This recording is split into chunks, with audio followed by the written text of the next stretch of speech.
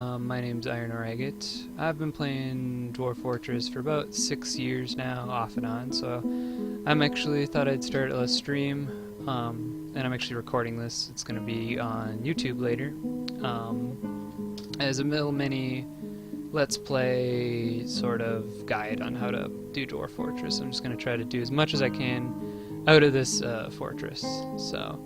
This part I don't understand. It's the new bit that he added for the newest Dwarf Fortress 2014, and I haven't had a chance to look it up. It's like talking about like the time of year, basically. I think it's sort of like a loading screen. Can't recall. Anyways, so if you have any questions at all, people in the chat, feel free to comment away. I'd be happy to answer them to the best of my abilities. Just gotta let it do its loading thing here. This can take quite a while. Dwarf Fortress is quite the CPU hog, for those who don't know. And I'm actually gonna turn down the background music a little bit. It's a little bit overpowering, I think. Not that I mind the background music, it can be quite chill. Just a tad. There we go. So, this is the embark screen. So now, I don't know, for those who are already watching, I had already pre-gen the world, so that's a process that can take several minutes, quite a bit of work.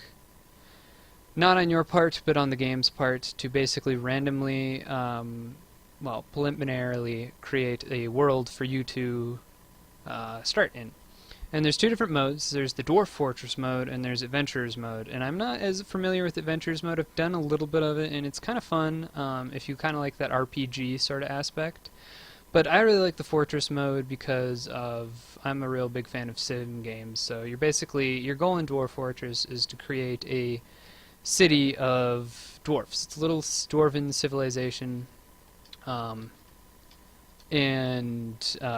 Just to survive, you can turn off and on invaders. Right now I actually have them turned off, and that's what I recommend for new players, because you can kind of get your feet underneath you before you have to worry about things like invasions, ambushes, attacks, sieges from happening right off the bat. Because they can happen quite early on, like even within the first year or so. So I recommend if you're going to leave invasions on, you can turn all this stuff off in the INIT files inside of the game folder, and there's some guides on the wiki on how to do that and what everything in there means if you want to dink around with all the different settings. I prefer just straight up vanilla, and I'm actually going to be playing without a tile set, which is something a lot of players don't do. I'm not really a huge fan of using tile sets. Don't know why, I just kind of like the vanilla look of the game. So I'm just gonna, you can always use, so first things first, you can always use the find location, and you can tell up in here in the right corner, it'll let me kind of customize a location I want to find in the world, and then it will search the entire world map for that location. It used to be a little bit more detailed, I want to say, like specific. That'd be the right term for it. And now it's not, and I'm not a huge fan of it anymore. And so I honestly just kind of like romping around the map, looking at all the different locations, and that's kind of what I'm doing right now as I'm talking. So things to look for are to have, for starters, if you're very new to this, is to look for a world without an or a site without an aquifer. We're basically looking for, I should reiterate, we're looking for a site for our dwarfs to embark onto and to create a civilization. And so we don't want a site with an aquifer. An aquifer is a layer that is has water on it. Very common thing to occur in Dwarf Fortress and in real life as well, but not fun if we're trying to do explorative mining underground. Beating aquifers and getting past them is a challenge that I would not recommend unless you are a more experienced player. So for those of you who are new to this game and just kind of checking out, I'd avoid aquifers on your site. So kind of rules out 90% of the map, but I would not fret. And so one thing I noticed right off the bat is all the way over here on the left is a volcano. That's what this little red up sign is. And now this map, you can see over in the top left corner a more detailed view of the embark, and I can actually scroll around this a little bit more. And this little red wavy line, that's the summit of a volcano. So volcanoes are incredibly useful for their use in producing metals and things like that. You can smelt and blacksmith without the need of fuel. You use the volcano as your fuel. So getting your hands on lava early on, it can be incredibly helpful. I would say it was more helpful early in earlier versions of the game, because of the fact that trees were much harder to get at and logs were much harder to get your hands on. But now lumber is insanely easy to get with the newest version, Dwarf Fortress 2014, because he changed the way the trees work, and now the trees are much more realistic. And they give you much more lumber, so you can get tons of wood out of them, and you don't have to do this mass deforestation like you used to have to in earlier versions of the game. So here's a good spot I just encountered. I'm going to kind of move over. So it's got a river, which is nice. Having rivers, or in this case it's actually a brook, it's not a river, allows for a good supply of water, good clean water. Your dwarves can survive indefinitely off of alcohol, but water is a necessity as well. So having some source of water, kind of important. And then it also has a clay layer. I can see over here on the right it has a clay layer and a deep soil layer. So it's got a lot of soil. It has metal deep down, and then it also has a fluxstone layer underneath that. Fluxstone allows for the creation of steel. One thing you can only do is to investigate what sort of stone layers these are. In earlier versions it would actually tell you, hey, this is a stone layer of basalt, this is a stone layer of granite. You can't do that anymore. It's much less specific, kind of to make for more fun when you're starting out, because you don't really know what to expect. And I'm actually going to check out over here, though. This is a civilization of some kind, and I'm not familiar with it. Might have to look this up later. These purple, I think these, no, these aren't elves. The elves are the eyes. The dwarfs are the little, is that the sum symbol, I believe? Those symbolize other little fortresses, and we can see little roads down here. So there's a little network of fortresses already that the game has pre-generated. And I mean, in all honesty, we could actually embark onto those, but it's kind of weird. And I've done it before, but that's more for the adventuring aspect of the game. You can adventure in different cities. That might be human. I believe this is human. That's what this is. I think that's correct. I should probably check, but I believe this is a human city going around here. So we'd be very close to a human city, so we'd get human traders that would come and visit us in our fortress, which is nice. You can't hate on the human traders. They bring lots of interesting supplies.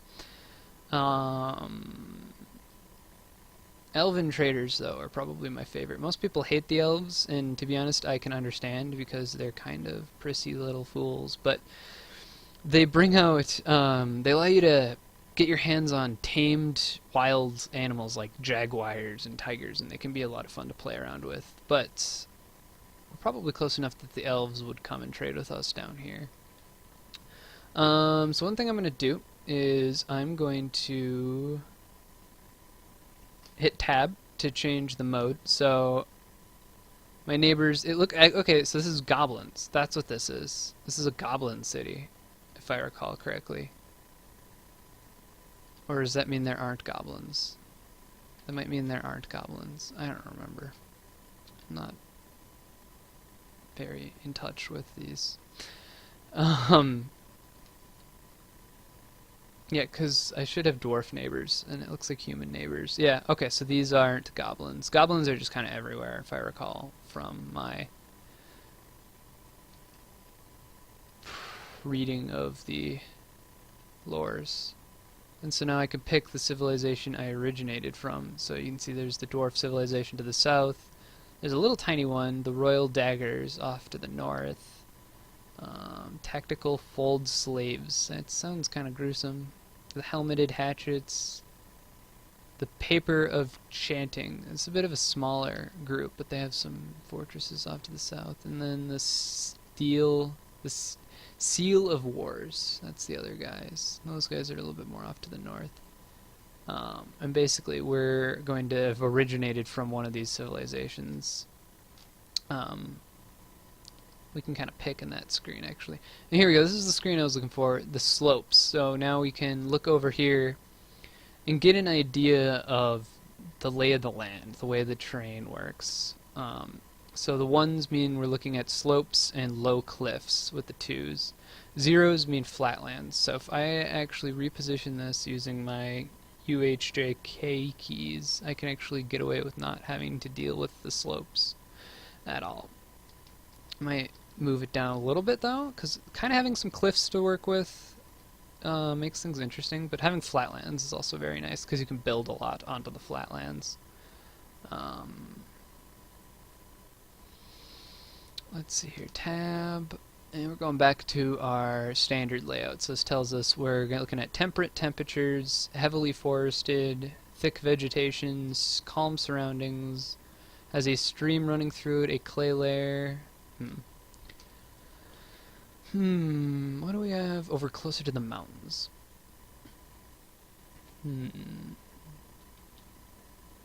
Because I kind of want to get at a shallow metal layer, because that does make life... Oh, here we go, some shallow metal over here in the mountains. So here we're warm, heavily forested, thick vegetation, calm surroundings, still have a stream, still have deep metals and a flexstone layer. Don't have clay, but that's really not the end of the world, and we do have the shallow metal.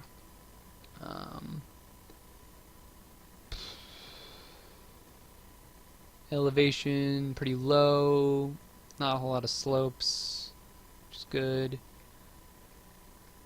Let's pick out our originating civilization here. Who do we think we should throw in with? I'm thinking these guys up here, the Seal of War.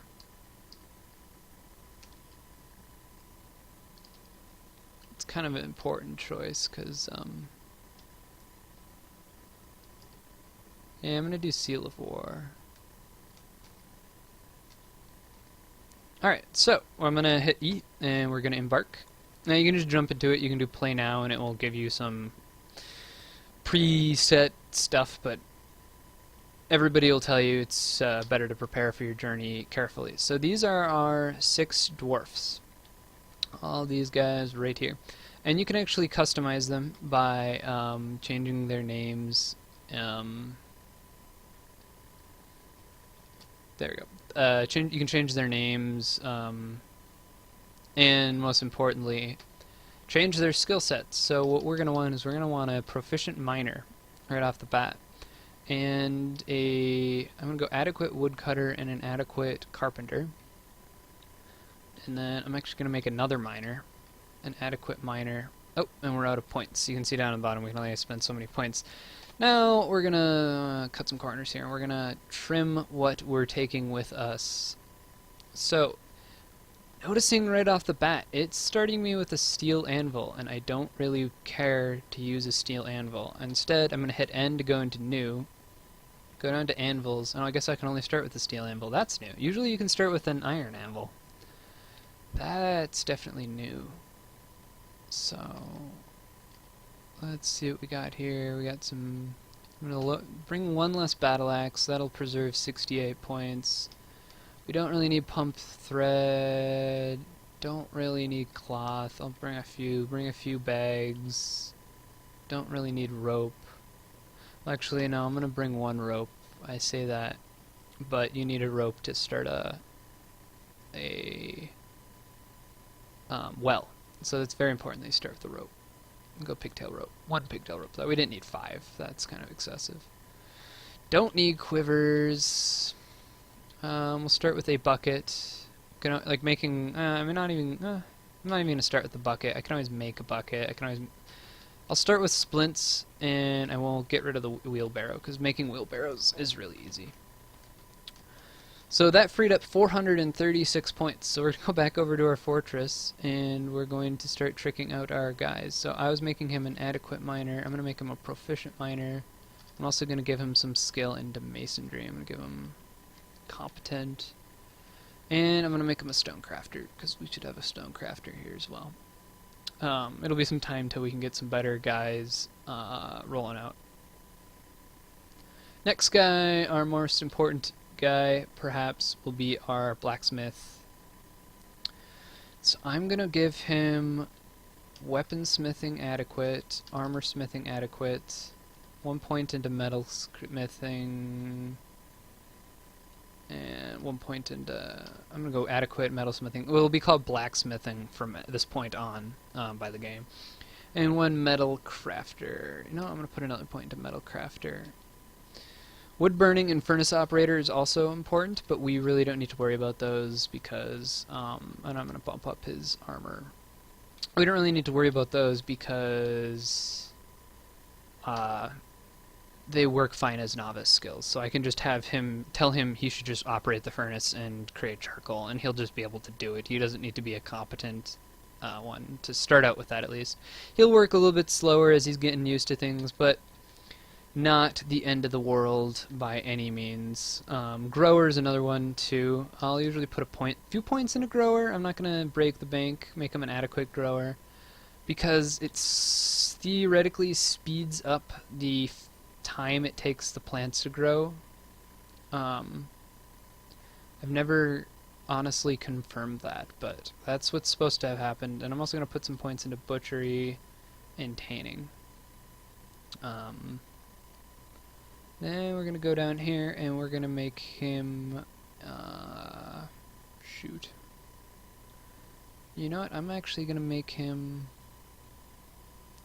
a appraiser. I'm going to put the rest of those points into appraiser that he can. I can only give him a skilled, but in fact I'm actually going to lower his growing.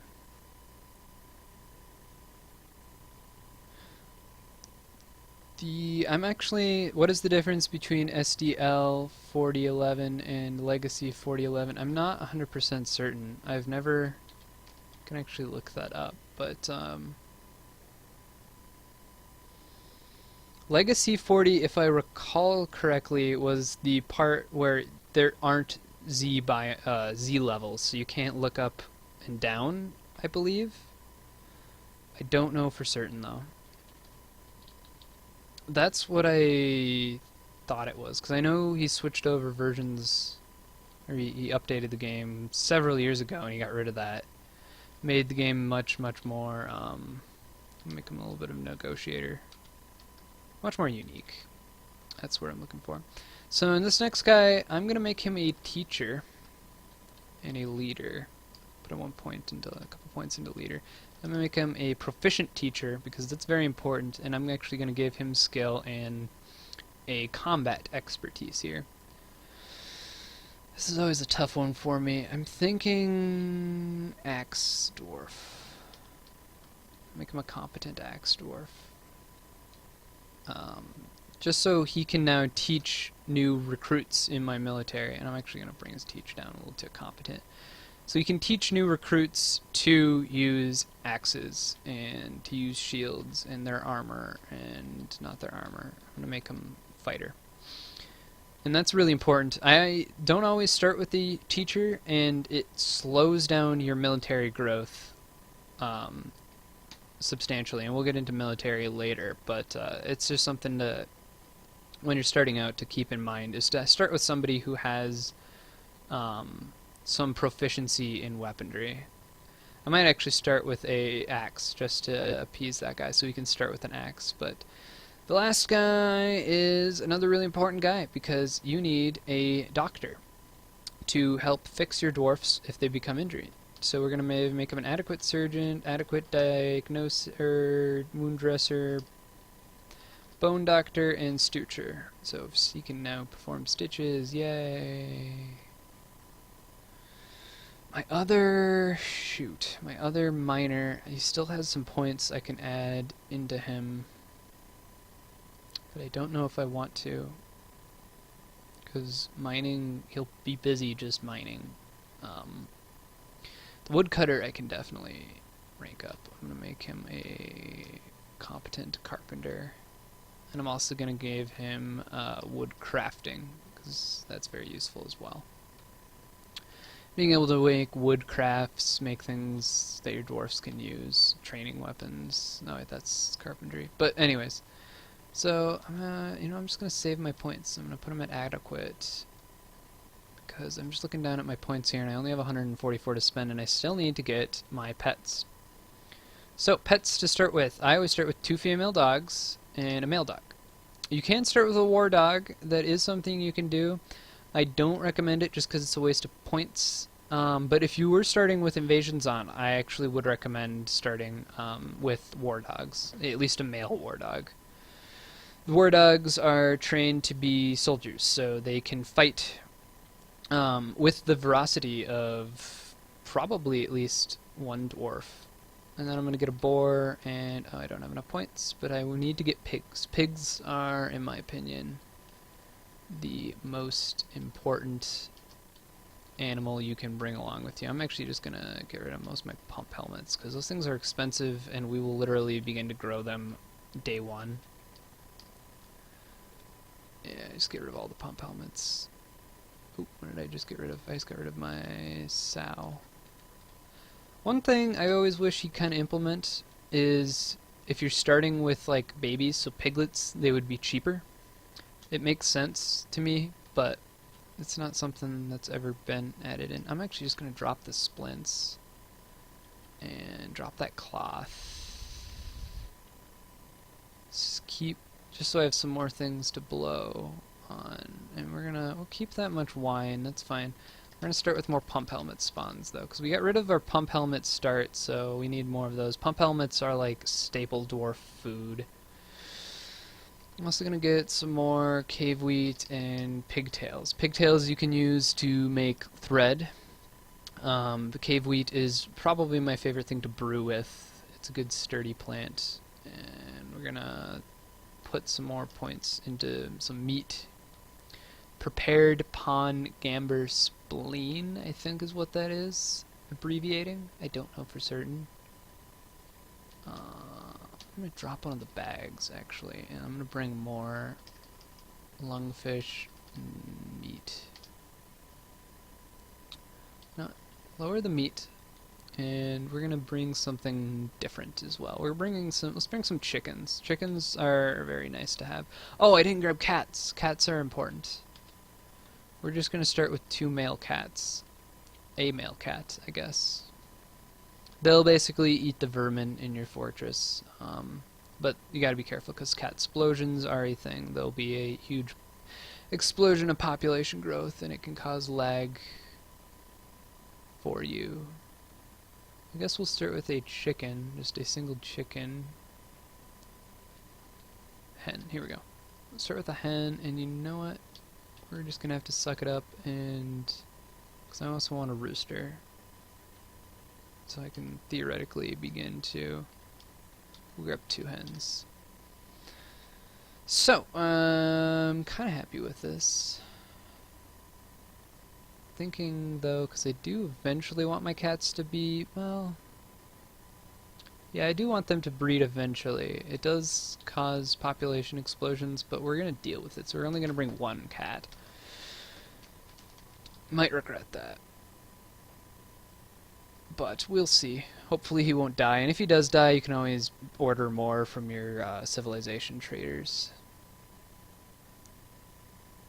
Can you name your war puppies? I don't believe you have the power to name the animals. Your dwarfs can adopt the animals as pets, and then they will actually name your dwarfs. So now I'm going to go into, they will actually name your pets. I apologize for that.